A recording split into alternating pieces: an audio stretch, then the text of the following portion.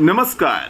वचन दिले तू मला या मालिकेच्या येणाऱ्या नवीन लेटेस्ट एपिसोडमध्ये आपल्याला असं पाहायला मिळणार आहे. आता कोर्टात स्वतःची केस स्वतः ऊर्जा लढणार असते, कारण तिला हर्षवर्धनवर अजिबातच विश्वास नसतो. आणि त्यात पूर्वाने तिला सांगितलेलं असतं, एक गोष्ट लक्षात ठेव, तुला जर यातून बाहेर पडायचं असेल तर स्वतः तुला स्वतःच्या बाजूने लढावं लागेल.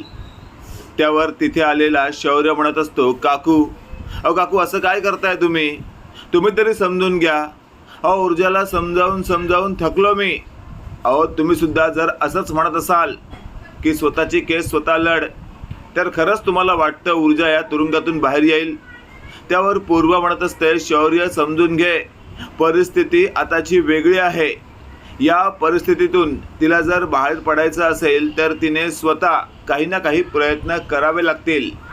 त्यावर शौर्य म्हणत असतो, काकू मी काय सांगतोय ते ऐका.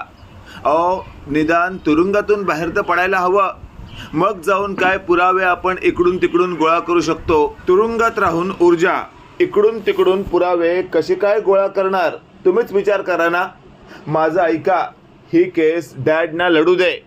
त्यावर मात्र ऊर्जा म्हणत असते, शौर्य तुला समजत नाहीये का? मी ठरवलंय, मला आता माझी केस स्वतःच लढावी लागणार आहे. ही माझी लढाई आहे शौर्य. आता ऊर्जाने तर स्वतःशी घट्ट अशी गाठ बांधलेली असते आणि त्यात तिला पूर्वाची म्हणजेच तिच्या आईची साथ असते. त्यामुळे ऊर्जाला भलतीच आता ऊर्जा मिळालेली असते आणि त्यानंतर तिने आता चंग बांधलेला असतो की आता लढा स्वतःच द्यायचा.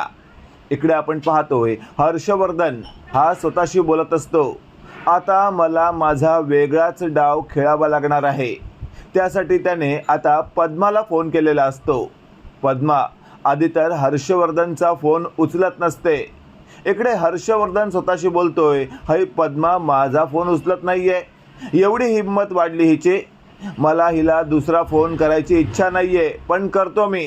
आणि अशातच आता पद्माला हर्षवर्धनने दुसरा फोन केलेला असतो. दुसराही फोन पद्माने उचललेला नसतो आणि त्याच वेळेला हर्षवर्धन स्वतःशी बोलतो, कदाचित या पद्माचा फोन पद्माकडे आत्ता नसावा. हर्षवर्धनने फोन करणं बंद केलेलं असतं. तेवढ्यात हर्षवर्धनचा मुलगा शौर्य घरी आलेला असतो. त्याला एकदम निराश झालेलं पाहून हर्षवर्धन म्हणत असतो, काय रे शौर्य, काय झालंय, तुझा चेहरा का पडलाय? त्यावर शौर्य म्हणत असतो, डॅड हरलो मी. त्यावर हर्षवर्धन म्हणत असतो, अरे माझा मुलगा आहेस तू, काय झालंय तुला? असं वाक्य कधीच बोलायचं नाही, काय झालंय मला सांग.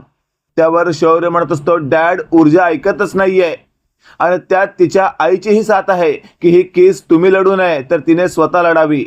हे वाक्य ऐकल्यावर आता हर्षवर्धन म्हणत असतो, शौर्य तू ऊर्जाला आणि ऊर्जाच्या आई पूर्वाला ओळखत नाहीस. मी चांगलंच ओळखतो. ते स्वाभिमानी आहेत.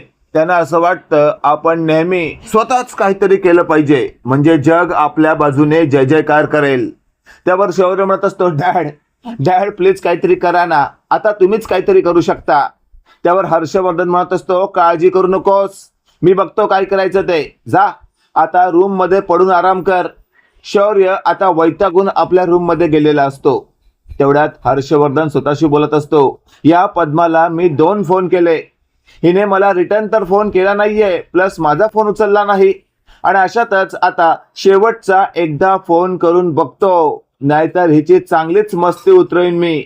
असं हर्षवर्धन स्वतःशी बोलून पुन्हा एकदा पद्माला कॉल लावतो आणि तेवढ्यात पद्माने इकडे फोन उचललेला असतो आणि इकडे पद्माला हर्षवर्धन बोलू लागतो, काय गे पद्मा मस्ती आली का तुला?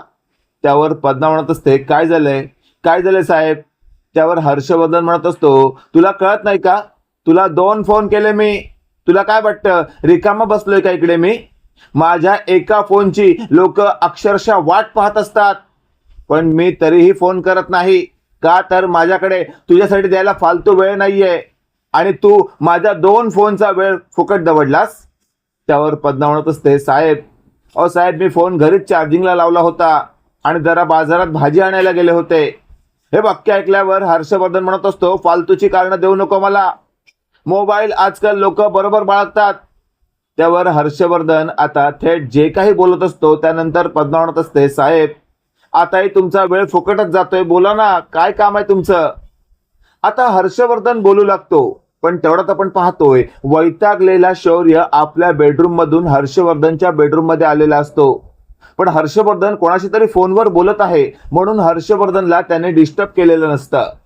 हर्षवर्धन म्हणत असतो, पद्मा पद्मा एक गोष्ट लक्षात ठेव, त्या ठिकाणी जे काही घडलं ते विसरून जायचं, मी सांगीन ते ऐकायचं. त्यावर पद्मा म्हणत असते, साहेब साहेब काय बोलताय तुम्ही, मला नेमकं काय बोलायचं आहे.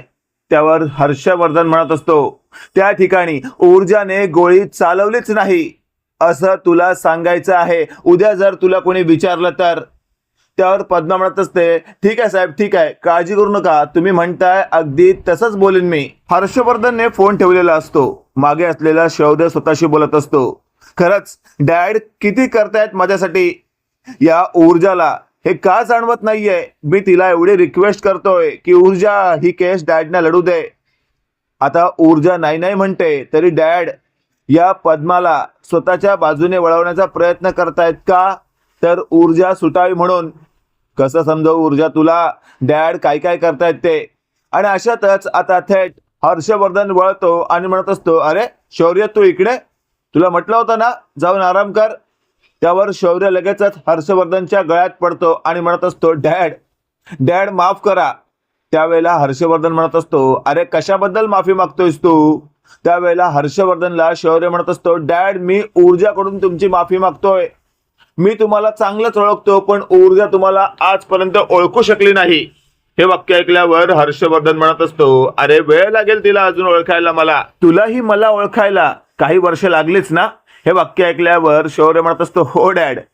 इकडे आपण पाहतोय आता पद्मा ही स्वतःशी बोलत असते, हर्षवर्धन साहेबांनी हे मला नेमकं असं का सांगितलंय, मला ऊर्जाताईला सगळं सांगावंच लागेल.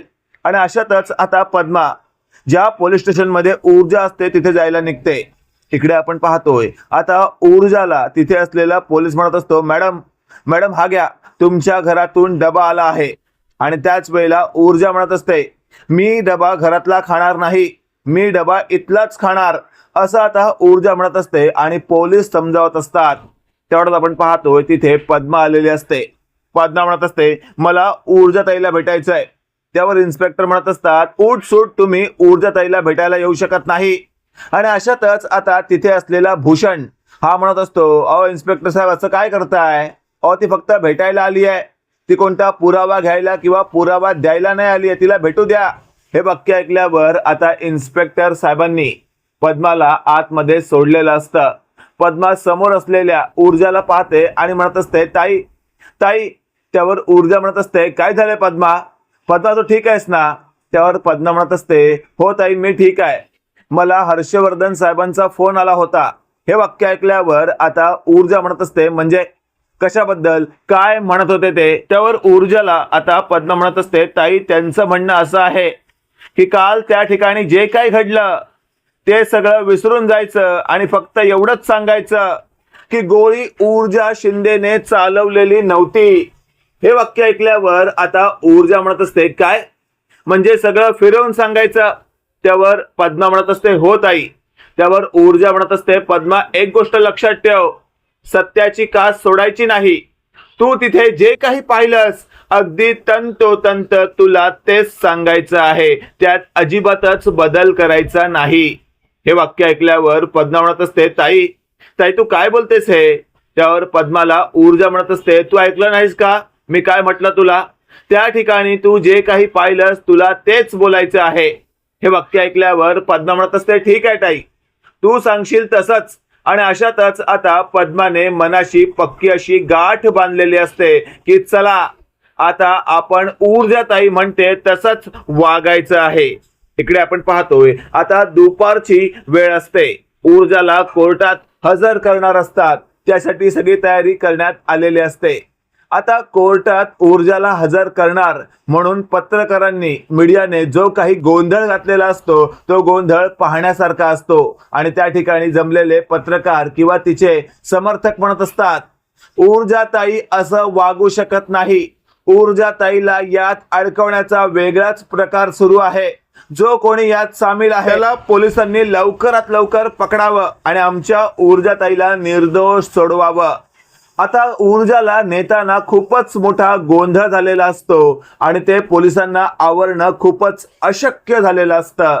अशातच आता ऊर्जा तिथे असलेल्या लोकांना रिक्वेस्ट करत असते, प्लीज प्लीज सगळ्यांनी शांत व्हा, जे काय होईल ते कायद्याच्या दृष्टीनेच होईल आणि मी तुम्हाला शब्द देते, मी ही सत्याच्या बाजूनेच लढीन। आता हे वाक्य ऐकल्यावर जणू ऊर्जाने आपल्या समर्थकांना आणि आपल्या अभिनंदन करणाऱ्या लोकांना एक वेगळीच आय दिलेली असते आणि त्यानंतर कसं बस आता पोलिसांनी ऊर्जाला कोर्टात हजर केलेलं असतं। आता कोर्टात असणारे शासकीय वकील ऊर्जाला नको नको ते प्रश्न विचारण्यासाठी तत्पर असतात। त्यांचं आधीपासूनच ठरलेलं असतं की ऊर्जाला बोलतं करायचं, तिनेच त्या विक्रांत शिंदेला मारलं आहे हे सगळ्यांसमोर उकलायचं। आणि अशातच आपण पाहतोय आता जज साहेबांच्या खुर्चीवर ज्या न्यायाधीश म्हणून बसलेल्या असतात त्या स्वतः कुमुदिनी मॅडम बसलेले असतात आणि हे दृश्य पाहून ऊर्जाला वेगळीच आता एक उभारी मिळालेली असते। ऊर्जा न्यायाधीश म्हणून बसलेल्या कुमुदिनींना पाहून नमस्कार करते आणि लगेचच आता कुमुदिनी त्या ठिकाणी ऊर्जाला डोळ्याने इशारा करत असते, तू सत्याच्या बाजूनेच लढ, मीही सत्याच्या बाजूने निकाल देणार आणि मला खात्री आहे यातून तुझी सुटका अगदी 100% होणार, कारण यात तू समोरच्या व्यक्तीला म्हणजेच त्या विक्रांतला गोळी झाडलेली नाहीयेस आणि इथे तिसरा कोणता तरी माणूस आहे हे 100% सिद्ध होत आहे। ऊर्जाला कोर्टात हजर करण्यात आलं आहे हे जेव्हा शौर्यला हर्षवर्धन कडून कळतं, हर्षवर्धनला शौर्य म्हणत असतो, डॅड डॅड हे तुम्हाला आधीपासून माहिती होतं का? त्यावेळेला हर्षवर्धन म्हणत असतो, नाही आत्ताच कळलंय मला। आणि अशातच आता शौर्य म्हणत असतो, डॅड मला त्या तुरुंगातून ऊर्जाला कोर्टापर्यंत न्यायला तिच्याबरोबर असायला हवं होतं डॅड। त्यावेळेला शौर्याला हर्षवर्धन म्हणत असतो, जाऊ दे आता, एवढा विचार करू नको, तिला तिथून नेताना खूप मोठा गोंधळ उडाला होता, कसं बसं नेण्यात आलंय एक गोष्ट लक्षात ठेव, तू नेहमी तिच्या बरोबर असायला हवं हे बरोबर आहे, पण प्रत्येक क्षणी बरोबर असायला हवं अशी काही गरज नाहीये। आणि एक गोष्ट लक्षात ठेव, आता तिथे कोर्टात जाऊन तू कोणताच वेगळा गोंधळ घालायचा नाहीये, तिथे जे काय होईल ते कायद्याच्या बाजूनेच झालं पाहिजे। इकडे आपण पाहतोय आता पद्मा सुद्धा त्या कोर्टात हजर झालेली असते आणि अशातच आता शासकीय वकील ऊर्जाला विचारत असतात, काय मग ॲडव्होकेट ऊर्जा शिंदे कशा आहात तुम्ही? हे वाक्य ऐकल्यावर ऊर्जा म्हणत असते, हा काय प्रश्न आहे, तुमच्या समोर आता मी इथे उभी आहे, तुम्हाला मला काय महत्वाचे प्रश्न विचारायचे ते विचारा।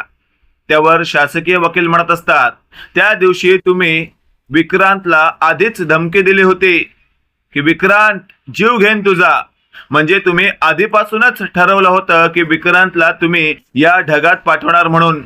हे वाक्य ऐकल्यावर ऊर्जा म्हणत असते, माणूस कधी कधी चिडून बोलतो तसं, पण गरज नाहीये 100% तसं करल ते। हे वाक्य ऐकल्यावर आता शासकीय वकील म्हणत असतात, पण तुम्ही त्या विक्रांतला संपवलं हे तर खरं आहे ना? हे वाक्य ऐकल्यावर ऊर्जा म्हणत असते, खरं काय आहे आता या कोर्टासमोर मी सांगणार आहे। त्यावर शासकीय वकील म्हणत असतात, अजूनही आमचे काही प्रश्न विचारून झालेले नाहीयेत, त्यामुळे स्वतःहून तुम्ही पुढे येऊन बोलण्याचा प्रकार करू नका। आणि अशातच शासकीय वकील म्हणत असतात, तुमच्या हातात असलेलं पिस्तूल नेमकं आलं कुठून? म्हणजे तुम्ही बनावटी पिस्तूल कुठून तरी आधीच खरेदी करून ठेवलं होतं का तुम्ही आधीच कुठून तरी ते चोरलं आहे? नको नको ते प्रश्न विचारून ऊर्जाला भंडावून सोडलेलं असतं। ऊर्जा लगेचच म्हणत असते, मला माझ्या पद्धतीने आता काय बोलायचं ते बोलू द्या, कारण तुम्ही तुमच्या पद्धतीने बोलायचा प्रयत्न करत आहात, तुम्ही तुमच्या पद्धतीने माझ्याकडनं जे काही उकलायचा प्रयत्न करत आहात, तुम्हाला वाटतंय का मी त्या पद्धतीने बोलीन? अहो जरा तरी विचार करा, मी सुद्धा एक वकील आहे, पण इथे सत्याची कास मी सोडणार नाहीये। तेवढ्यात शासकीय वकील म्हणत असतात, तेच तर, तुम्ही वकील आहात म्हणून खूप हुशारीने बोलत आहात, तुम्हाला असं वाटतंय की तुम्ही सत्य लपवून असत्य समोर आणण्याचा प्रयत्न कराल, पण आम्ही सत्य शोधून काढू आणि तुम्हाला या सगळ्यामध्ये अडकवू। त्यावर वकील ऊर्जा म्हणत असते, अच्छा म्हणजे तुम्ही सुद्धा आधीपासून ठरवलंय की या ऊर्जाला दोषी ठरवून तिला या सगळ्यामध्ये अडकवायचं. हे वाक्य ऐकल्यावर आता शासकीय वकील गोंधळतात आणि अशातच आता शासकीय वकिलांनी आपला मोर्चा पद्माकडे वळवलेला असतो. शासकीय वकील म्हणत असतात, काय मग पद्मा मॅडम कशा आहात तुम्ही? त्यावर पद्मा म्हणत असते, मी बरी आहे. त्यावर शासकीय वकील म्हणत असतात, मग त्या दिवशी तुमच्या या ऊर्जाताईने तिथे असलेल्या विक्रांतला गोळी झाडली, त्यानंतर तुम्ही काय केलं? हे वाक्य ऐकल्यावर पद्मा म्हणत असते, पण ताईने गोळी झाडलेलीच नाहीये. हे वाक्य ऐकल्यावर आता शासकीय वकील म्हणत असतात, अरे वा, म्हणजे तुमच्या या ऊर्जाताईने तुम्हाला बरोबर ट्रेन केलेलं दिसतंय. त्यावर शासकीय वकिलांना पद्मा म्हणत असते, कारण ऊर्जाताईचा निशाणा ज्या ठिकाणी होता त्या ठिकाणून जर गोळी सुटली असती तर ती गोळी गळ्याच्या बाजूला लागली असती, छातीच्या आतड्याला लागली नसती. ही गोळी तिसऱ्याच कोणत्या तरी व्यक्तीने मारली आहे. हे सगळं ऐकल्यावर आता तिथे ऊर्जाला एक वेगळीच आयडिया सुचलेली असते आणि ऊर्जा स्वतःशी बोलत असते, आता तर मी या सगळ्यातून सुटण्यासाठी त्याच आयडियाचा वापर करू शकते. मित्रांनो, इथे तर कन्फर्म आहे येत्या काळामध्ये आपल्याला या मालिकेमध्ये आणखी काहीतरी वेगळं पाहायला मिळू शकतं, हे तर कन्फर्म आहे. बाकी आजचा भाग तुम्हाला नेमका कसा वाटला कमेंट करून नक्की कळवा आणि असेच नवनवीन अपडेट पाहण्यासाठी व्हिडिओला लाईक करा आणि चॅनलला नक्की सबस्क्राईब करा. धन्यवाद.